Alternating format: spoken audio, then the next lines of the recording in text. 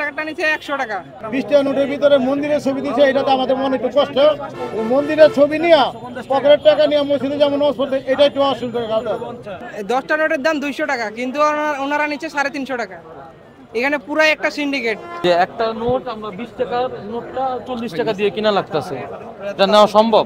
এটা কিন্তু গাছেও হয় না, কারখানা হয় না, সরকারে ছাপাইছে, সরকারের ব্যাংকের মাধ্যমে আসছে। সরকারের কর্মকর্তারা যদি না ছাড়তো আমরা আমাদের কাছে কিন্তু আসতো না। আমরা ব্যাংকের অফিসারদের পাইছি, অফিসাররা সরাসরি পাবলিকের কাছে দিলে ওনারা বেচতে পারবো না, টাকা পাইবেন, ইনকাম পাইবেন, আমাদের কাছে বিক্রি করে টাকা নিতেছে, আমরা আবার পাবলিকের কাছে বিক্রি করতেছি।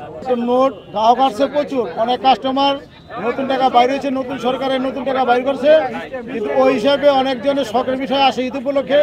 যেমন বাচ্চাদের একটা ফল দিলে, 1 কেজি ফল দিলে খুশি হয় না, একটা নতুন দিলে অত্যন্ত বেশি খুশি হয়। কাস্টমার আসে ঠিকই, আইসা দেখে টাকার খুব দাম, টাকা বেশি একটা কিনে না। তার কারণ হলো টাকা অ্যাভেলেবেল যদি ছাড়তো তাহলে টাকার দামও কম থাকতো, ওনারা নিত বেশি, কিন্তু টাকার দাম বেশি দেখে ওনারা নিচ্ছে না। 20 টাকা নোটের ভিতরে মন্দিরের ছবি দিচ্ছে, এটাতে আমাদের মনে একটু কষ্ট। মন্দিরের ছবি নিয়ে পকেটের টাকা নিয়ে মসজিদে যেমন এটা একটু অসুবিধা। এটাই দৃষ্টি ভালো করে না আমার দৃষ্টিকে।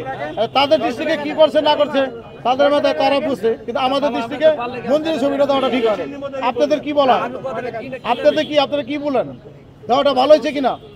না, আমাদের এখানে দিয়ে দেয়, আমরা কোনো জায়গায় যাই না, আমরা এখান থেকে কিনি, এখানে বেশি। অনেক পাবলিকের লাইন ধরে উঠাই না আমাদের কাছে বেশি যেতেছে, পাবলিকও বেছে, অনেক পাবলিকও বেছে, অনেক ইয়ারও বেশি আছে আমাদের কাছে। 10টা নোটের দাম 200 টাকা, কিন্তু ওনারা নিচ্ছে 350 টাকা। এখানে পুরাই একটা সিন্ডিকেট। ব্যাংকে যাইলে বলে টাকা নাই। মতিঝিলে সকালবেলা গেছি, 4টা ব্যাংকে গেছি, একটা তো টাকা নাই বলতেছি। গেছি হচ্ছে সোনালী ব্যাংকে, অগ্রণী ব্যাংক, রূপালী ব্যাংক এবং জনতা ব্যাংকে।